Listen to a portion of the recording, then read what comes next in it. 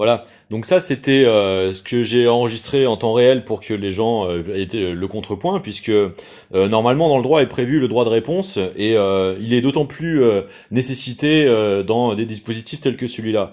Alors, pourquoi? Parce que forcément, dans un tel système, ma réponse fera automatiquement de moi celui qui aura des problèmes et ne se connaissant pas suffisamment lui-même, forcément, ne comprendrait pas lui-même en temps réel qu'il se ridiculise à attaquer des héros du peuple. Bon, très bien. Sauf que ça, c'est ce qui est anticipé, voulu être déployé comme système d'emprise sur les audiences. Donc, le problème, c'est que moi, à côté, en sous-marin, camouflé et normalement réfléchi, avoir été anticipé et camouflé par ça, moi, j'ai des attaques systématiques en permanence à mes moindres faits et gestes, ma vie la plus fondamentale, et ce pour aucun mobile ou motif ni justifié ni acceptable à la réflexion, puisque oui, je me la pose la question, et en fait qui est simplement désigné soit par un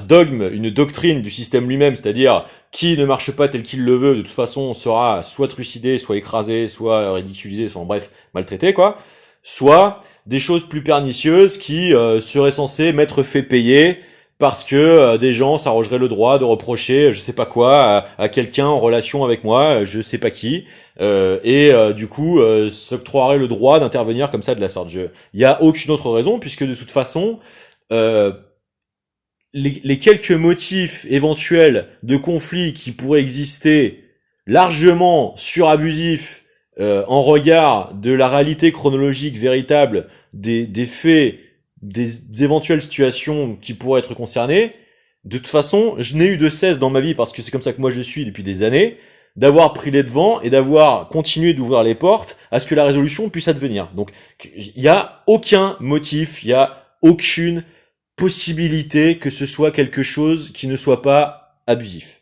C'est pour ça que je réponds. C'est pas parce que j'aurais pas pesé le pour et le contre. Je sais très bien ce que rentrer dans cette dynamique risquerait de me coûter, de par l'effet de perception que l'anonyme lambda s'attaque à une figure auquel les gens s'identifient parce que médiatiquement surexposé.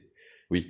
Bah, c'est comme ça que le système marche pour avoir élevé un peuple rendu apathique, incapable de s'ériger contre les gens qui tentent de le mener à des pactes de corruption menant à des actes atroces comme ravager des pays, détruire ces classes les plus défavorisées, verrouiller les choix, les orientations des politiques menées en dehors de l'intelligence et dans la stricte violence simplement parce que c'est plus facile, etc., etc.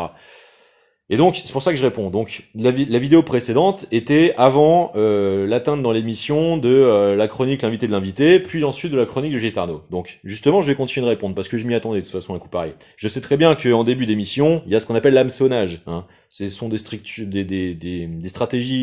de structure d'écriture, situation, schéma actantiel, situation initiale, événement déclencheur, péripéties, donc scène d'exposition, protagoniste, tout ça, on place le truc, voilà. Donc l'hameçonnage, c'est la façon de happer l'attention et de tenir en haleine. C'est comme ça qu'on favorise le fait de stimuler le bouche à oreille, etc.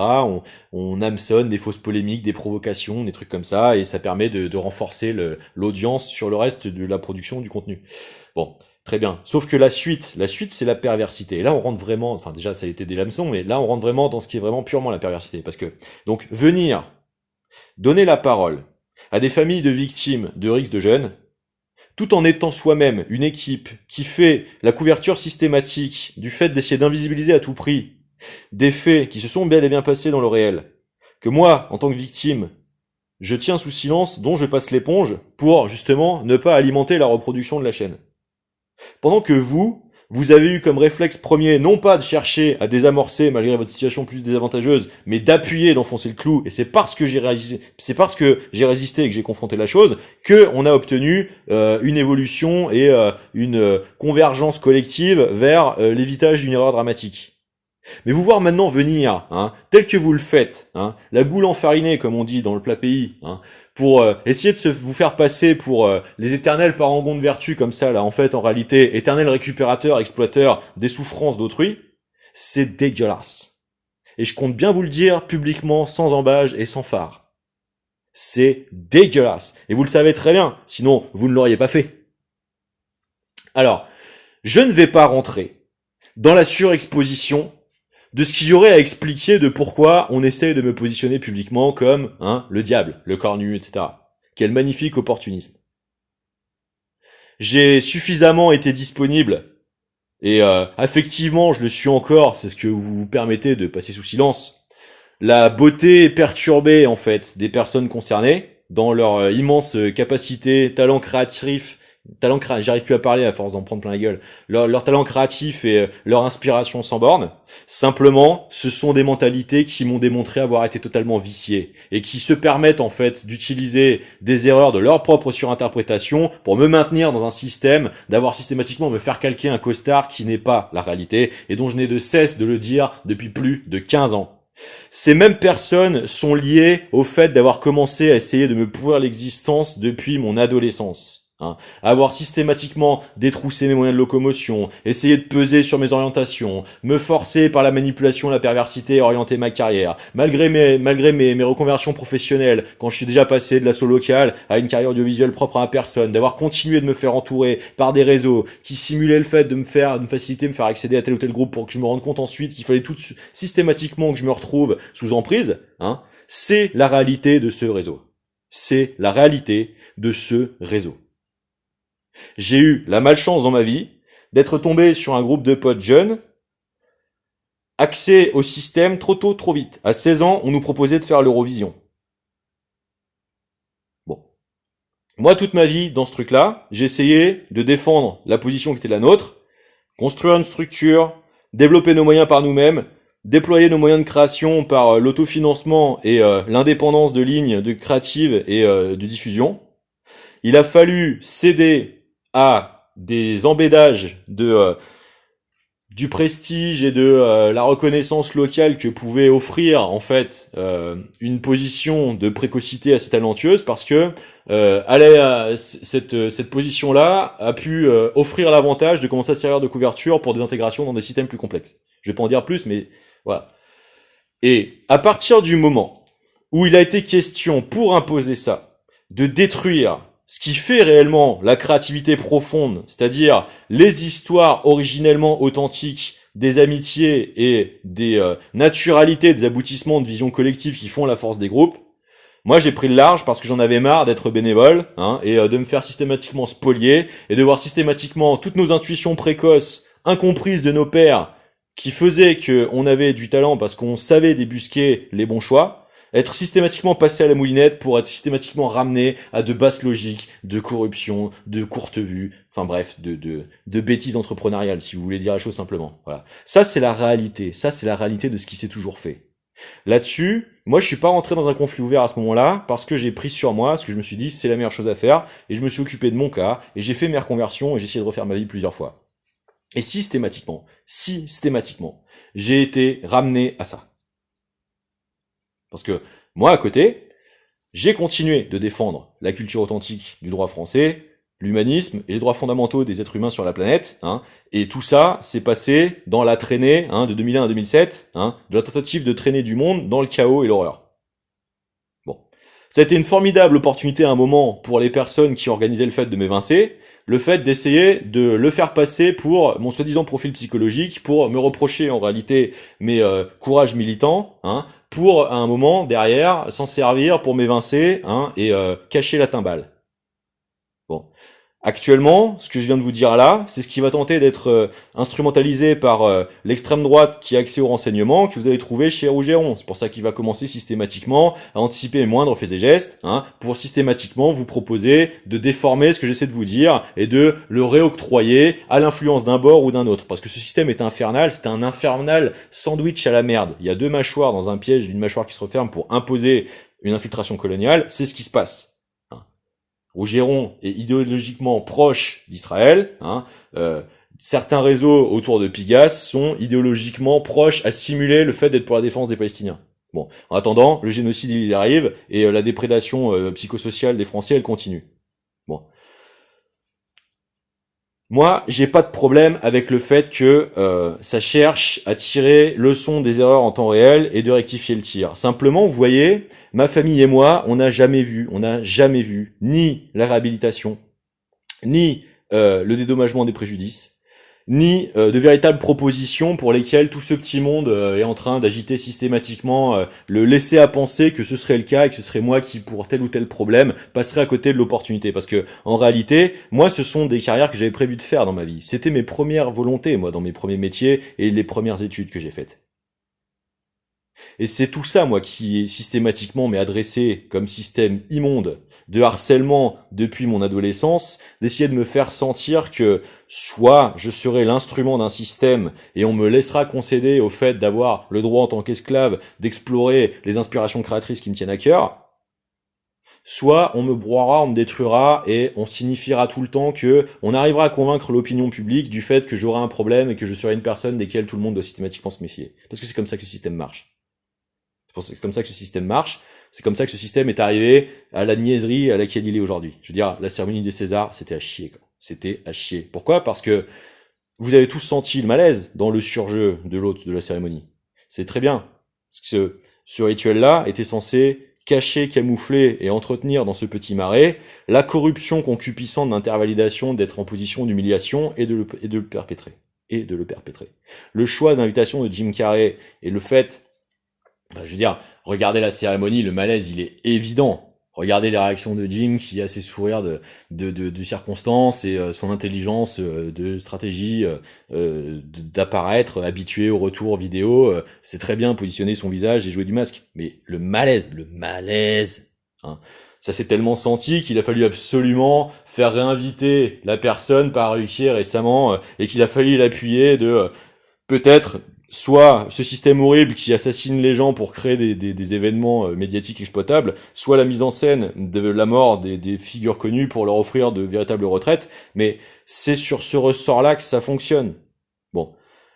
Ça prouve qu'il y a quelque chose qui va pas dans ce système, qui va plus depuis longtemps, hein. Ça prouve qu'il y a une façon de ne plus co-construire avec les personnes, mais de leur imposer. Ce sont des biohacks, hein.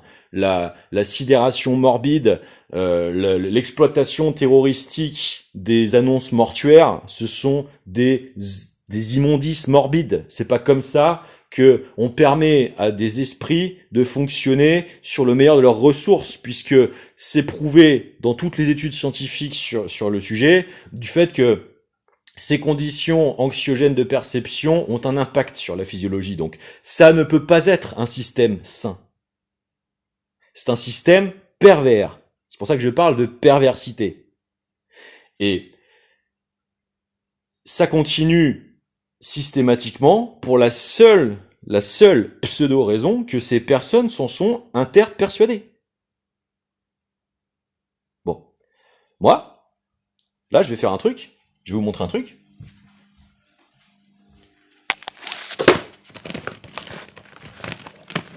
Ça arrive.